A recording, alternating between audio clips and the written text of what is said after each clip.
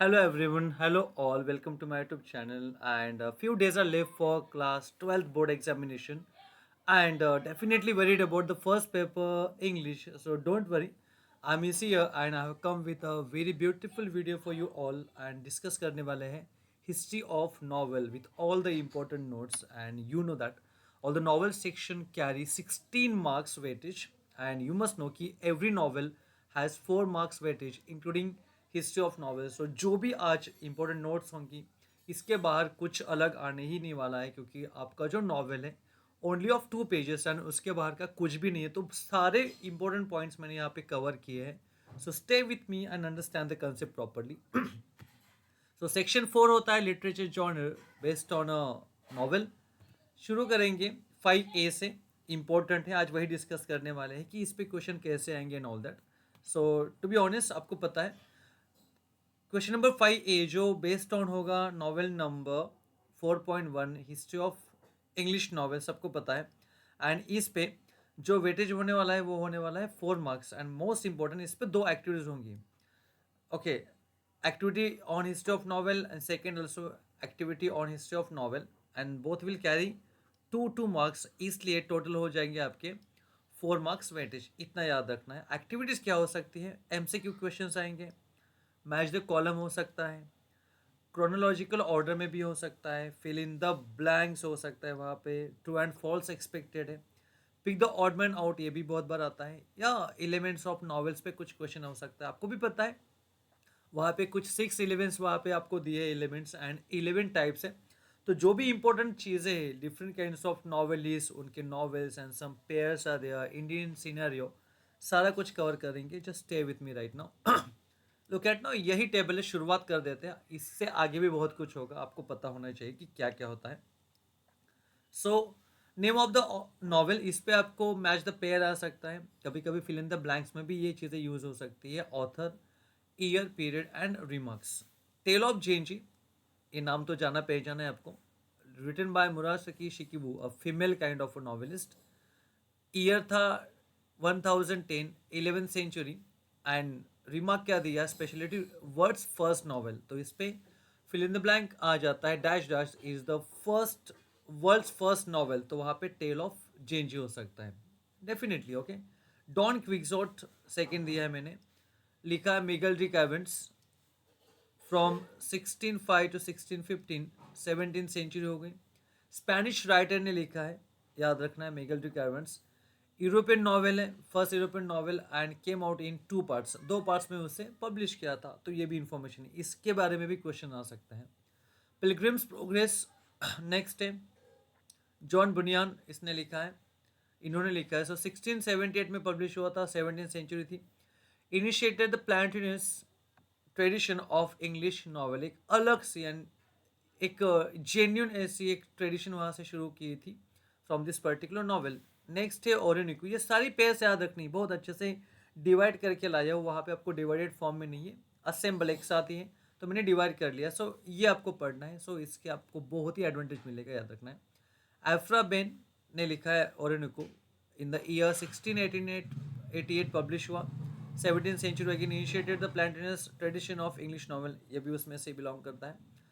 Robinson cruise, mall Flanders, ये अलग अलग नॉवेल्स हैं. लिखे हैं डैनियल डेफो इन 18th सेंचुरी. उसमें कोई अलग रिमार्क दिया नहीं, रिगार्डिंग स्पेशलिटी दी नहीं, तो मैंने वहाँ पे डैश कर दिया है. गुलिवर्स ट्रैवल लिखा है जोनाथन स्विफ्ट ने. 18th century again famous satire. Pamela और वर्चू रिवार्डेड, क्लैरिसा, ये सारे जो अलग अलग नॉवेल्स के नाम हैं लिखे हैं ओनली सिंगल पर्सन नॉवेलिस्ट. जो ऑथर है नॉवेलिस्ट हैं Samuel Richardson. Against 18th century epistolary novel. तो इसकी स्पेशलिटी क्या है? एक टाइप होता है, आपको 11 टाइप्स में से एपिस्टलरी नॉवेल भी है, तो उसमें से ये एपिस्टलरी नॉवेल से बिलोंग करता है. एविलिना नेक्स्ट नॉवेल है, लिखा है फ्रांसिस बर्नी. ओके, कोई ये मेंशन नहीं है, तो वहाँ पे रिमार्क है the novel of manners. Dash dash is the novel of manners. तो आपको ऑप्शंस में फ्रांसिस बर्नी को सर्च करना है, एविलिना को सर्च करना है. ठीक है, आगे देखो. एंड रेडक्लिफ, इन्होंने लिखा है गॉथिक नॉवेल. वहाँ पे कोई नॉवेल का नाम नहीं दिया है, but Gothic is a type of novel है, नॉवेल का नाम नहीं है. ये 11 जो टाइप्स आगे हम डिस्कस करने वाले हैं उनमें से ये गॉथिक नॉवल से बिलोंग करता है एंड रेडक्लिफ ने लिखा हुआ, ठीक है, जो उससे बिलोंग करता है। फ्रैंकेस्टाइन, इस पे बहुत बार क्वेश्चन आता है, मैरी शेली ने लिखा है and based on a world का पहला नॉवल था जो बेस्ड ऑन था science and technology. So dash dash is the first novel based on science and technology, तो आपको सर्च करना है फ्रैंकेस्टाइन, या Frankenstein has been written by Mary Shelley, या फ्रैंकेस्टाइन और Mary Shelley match the pair में आपको सर्च करना है, कहीं भी क्वेश्चन आ सकता है, ये देखना है। द रुथरिंग हाइट्स, एमिली ब्रॉन्ट ने लिखा है, जेन आयर, चार्लोट ब्रॉन्ट, ओके। तो ये आपने मेंशन किया है, यहाँ पे एक नेम दिया है ऑथर का, जॉर्ज एलियट, मेरियन एवेंस उनका ही नाम है।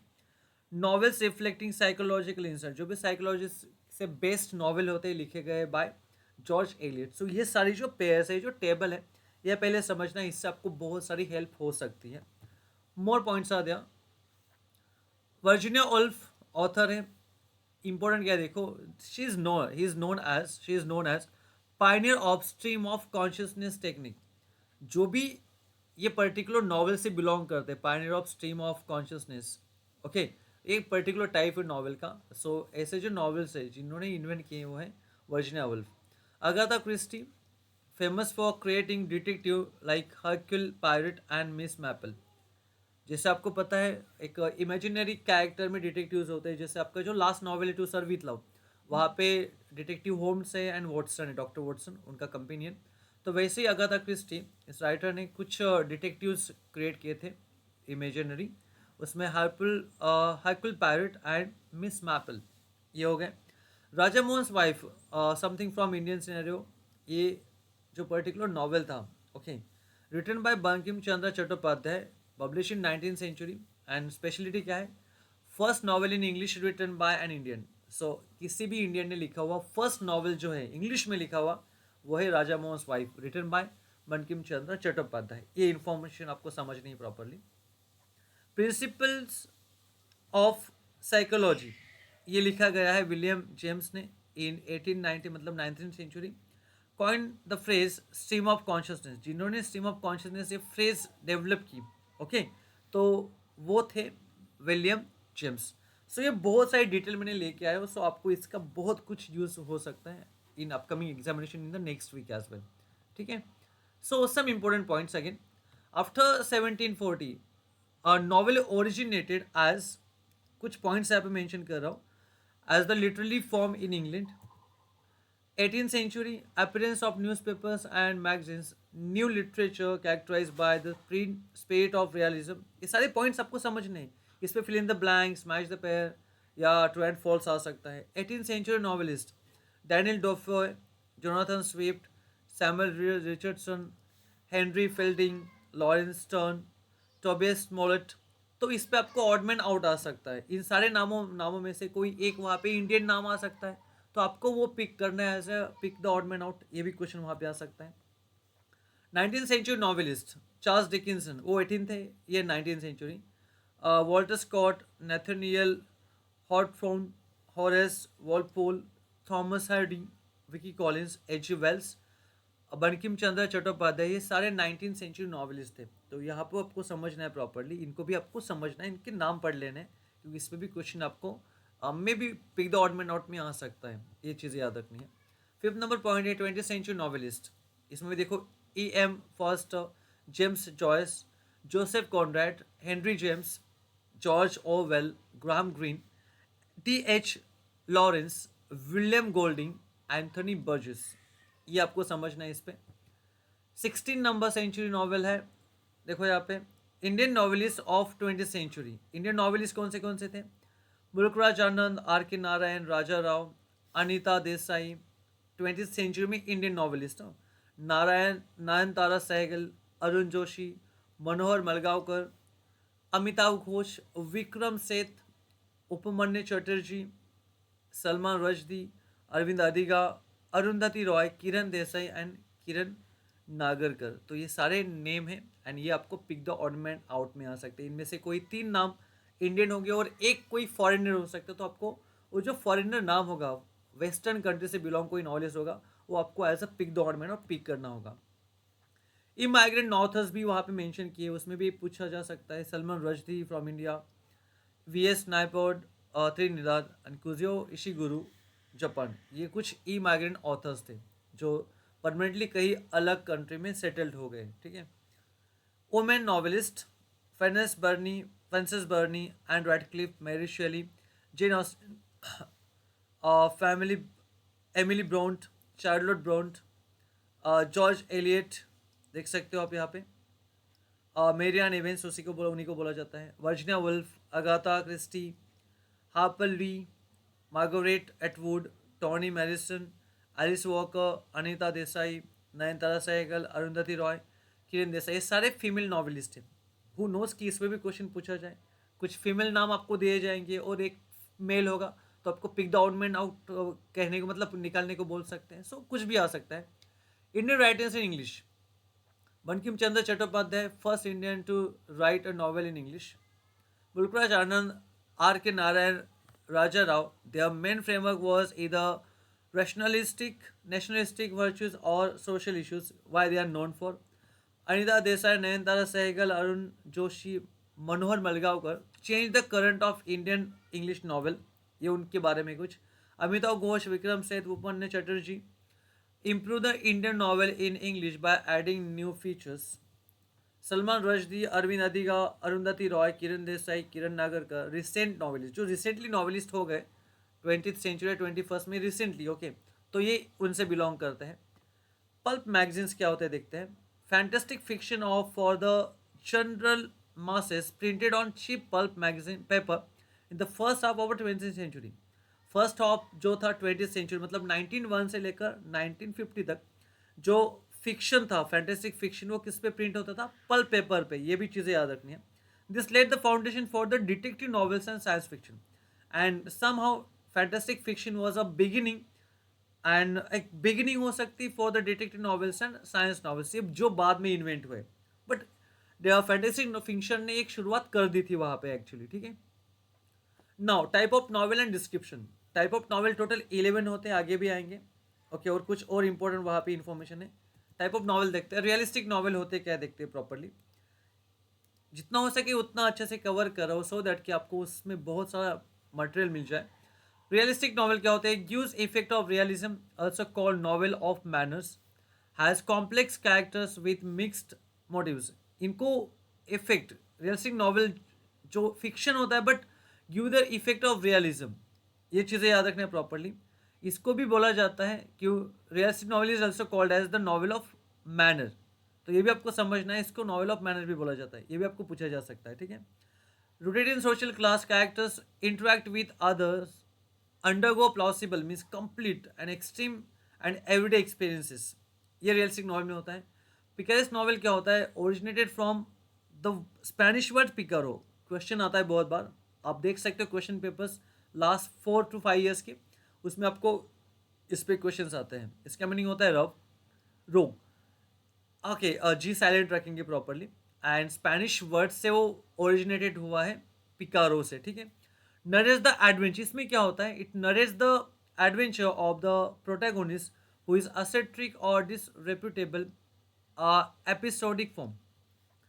ये प्रोटैगोनिस्ट सबको पता होगा, प्रोटैगोनिस्ट मतलब जो मेन हीरो होता है, एक्टर होता है, उसके बारे में, उसके एडवेंचर्स यहाँ पे डिस्क्राइब किए जाते हैं, वो होते हैं पिकारेस नॉवल में, जो इन्वेंट हुआ है और ओरिजिनेटेड हुआ है from the Spanish word picaro which means rogue. Historical novel क्या होते हैं? Set in a period earlier than that of the writing, जब लिखे गए उनसे पहले ही बहुत पास में वो हो चुके हैं, ऐसे नॉवेल्स को हिस्टोरिकल नॉवल बोलते हैं। एपिस्टोरी नॉवल क्या होते हैं? Derive from the Latin word epistola. अब ये जो वर्ड है epistolary novel, it is derive from epistola which means letter narrative presented through a series of correspondence, letter, diary, journal entries and all that. तो जो बहुत सालों पहले लोगों ने कुछ डायरी एंट्रीज कर दी है, कुछ लेटर्स हैं, तो उसके बेस पे जो अलग अलग नॉवेल्स पब्लिश हुए हैं, ओके, तो उनको बोलते हैं एपिस्टोलरी नॉवल। एपिस्टोलरी नॉवल याद रखना है।